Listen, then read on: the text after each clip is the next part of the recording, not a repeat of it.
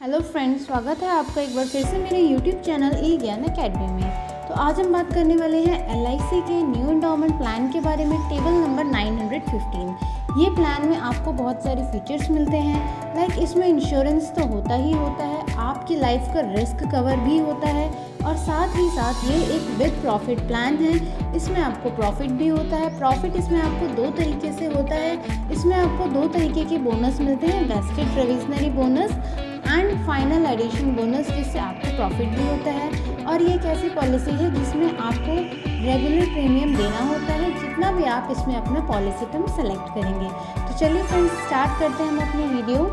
सबसे पहले हम जान लेते हैं कि इस प्लान को लेने के लिए मिनिमम एज क्या होनी चाहिए। तो इस प्लान को लेने के लिए 8 इयर्स मिनिमम एज है और मैक्सिमम ईयर्स 55 ईयर्स है। अगर आप इनके बीच में आते हैं तो आप इस प्लान को आसानी से ले सकते हैं। अब हम बात कर लेते हैं पॉलिसी टर्म की। तो मिनिमम जो ईयर्स दिए गए हैं इस पॉलिसी को लेने के लिए वो 12 साल हैं और मैक्सिमम 35 ईयर्स इस पॉलिसी को लेने के लिए दिए गए हैं। इससे ज़्यादा साल की पॉलिसी आप नहीं ले सकते हैं।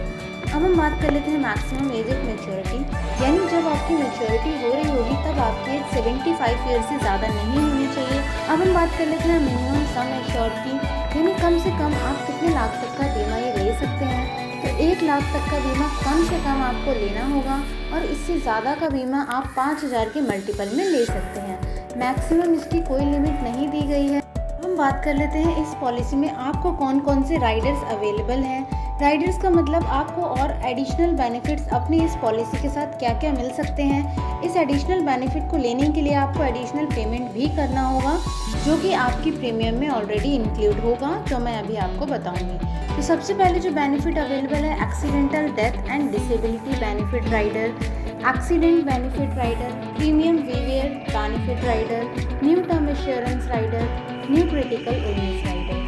प्रीमियम वीवियर बेनिफिट राइडर लेना आपके लिए बहुत ही ज़रूरी है अगर आप किसी बच्चे के नाम पर पॉलिसी ले रहे हैं जो कि 8 साल से ज़्यादा का है।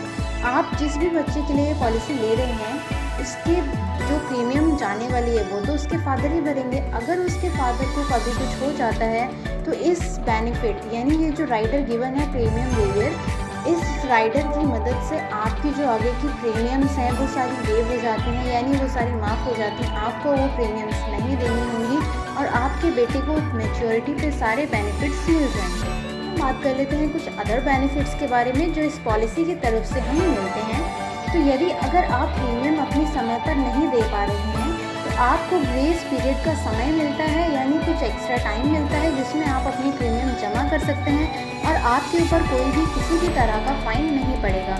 यदि आप अपनी किस्त ईयरली, हाफ ईयरली या फिर क्वार्टरली देते हैं तो आपको 30 दिन यानी 1 महीने का समय मिलता है अपनी प्रीमियम को जमा करने के लिए।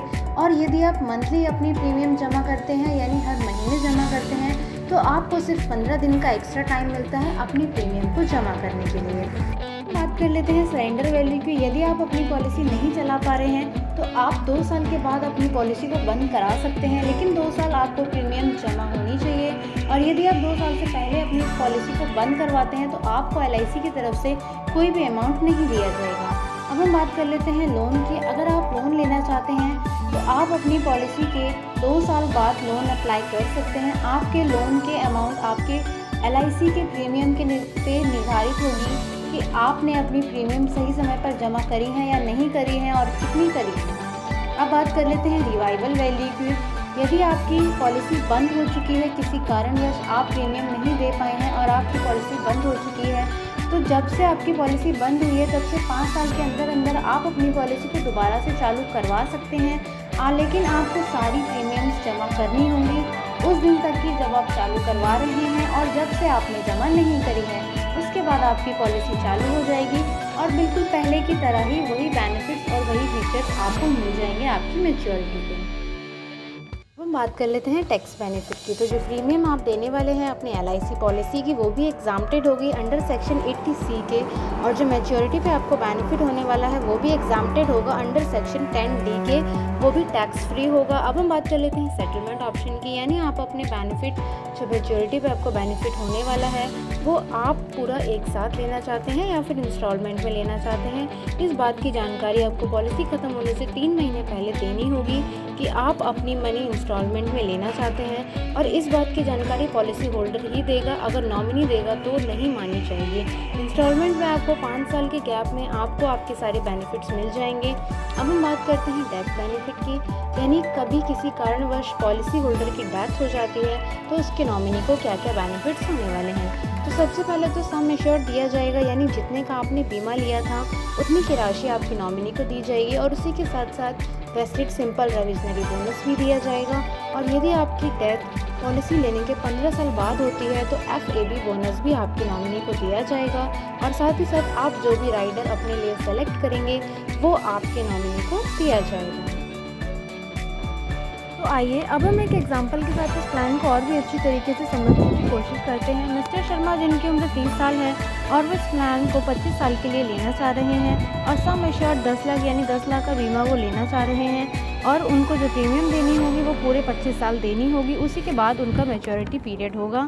तो इसी के साथ हम देख लेते हैं उनकी मंथली किस्त जो आने वाली है 2412 रुपये आने वाली है, और जो क्वार्टरली किस्त आने वाली है यानी 3 महीने में जो किस्त आने वाली है वो 7236 रुपये आने वाली है। और इसी के साथ हम देख लेते हैं उनको क्या क्या बेनिफिट होगा मैच्योरिटी पे।